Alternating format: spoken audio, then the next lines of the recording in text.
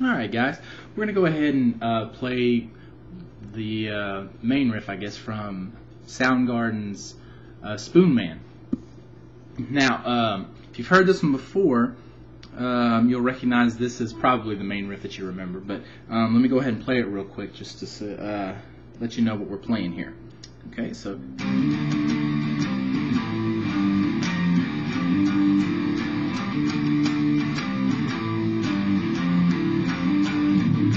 Okay, now we're going to go ahead and play this one, and again we're in drop D here, so I want to go ahead and explain that real quick. Again, drop D is just where you're going to take this string, the low E string, and drop it down from an E to a D. So basically what that means is I've got to press this string, I'm dropping it 2 frets, so if I was to play a power chord here, but now I drop this E string, basically 2 frets worth, then I've got to press it 2 frets higher to make the same note come out. So instead of my power chords looking like this, they look like this, where I just press both strings down, that E string and the A string, in the same fret. So be it 3rd fret, 5th fret, wherever on the guitar, it's going to be straight across those 2 frets. So it makes for a real easy power chord and a lot of fast chord changing if you have a need for that. So let's go ahead and play that one. Now, I'm going to have some hammers in here, so again, actually our second note is a hammer, or a hammer-on. And so let's go ahead and get into that first part. We're starting off on the 10th fret, okay? And I'm just going to say 10th fret here because each chord is just going to be 1 fret, so we won't have 2 frets here like on the other power chords. So our first finger is going to go across the 10th fret of the E and the A string, and that'll be our chord. That's the only, those are the only 2 notes you play. The others you don't play. And you can mute them, like I'm doing, or you can just try not to hit them. But you're going to start off playing the 10th fret, and you're going to hammer with your 3rd finger in the 12th fret. Now remember, when you hammer, what we're doing is we're playing the first note, and then without plucking again, we hammer on the next whatever fret we want to come out. So, and I'm hammering both of those notes. That's why I'm flattening across both strings. So we're going from 10 to 12, and the second note is a hammer. So, okay. Now, we've got a few notes on the 12th fret after that. We've actually got 4 of them, but we've got 3 kind of close together, and the 4th one is spaced out from the rest a little bit. So that 3rd chord is a little longer. So you're going to go 1, 2, 3, and have another one. So 1, 2, 3. Okay.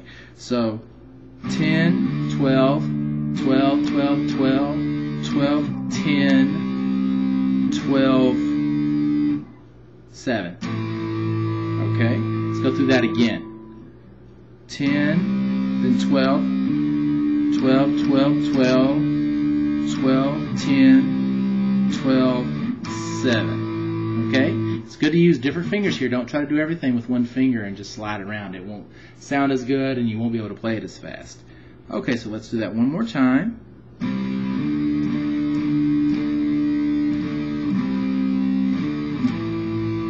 Okay? Now after that, we're going to come down here to the 5th and the 3rd frets because we're going to use our 1st and our 3rd finger to play these. And this part of the song sounds like... Okay? So what that is 5, then open on the E and the A, and then 3, and then open. Okay? 5, open, 3, open. Okay? So far we've got this.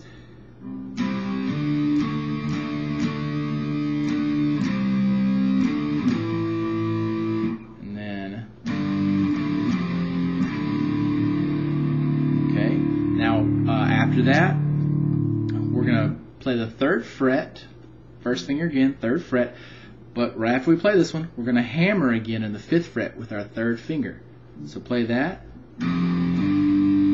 Okay, and then you're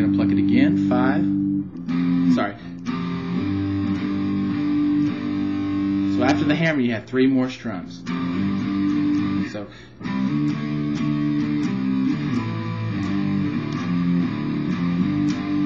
oh no, I'm sorry, it's not 3 of them, it's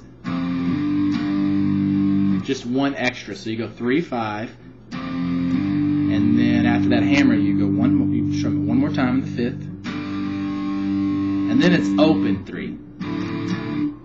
Okay, so open is, whenever I say open, it's open on the E and the A.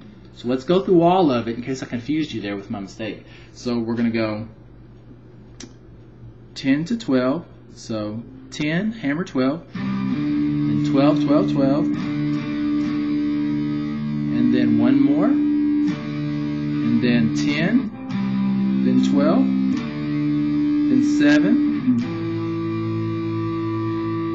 and then 5, open, 3, open, 3, hammer to 5, and then an extra 5, and then 3 opens. And I actually want to play that for you a little faster now so it doesn't lose its continuity. So here we go.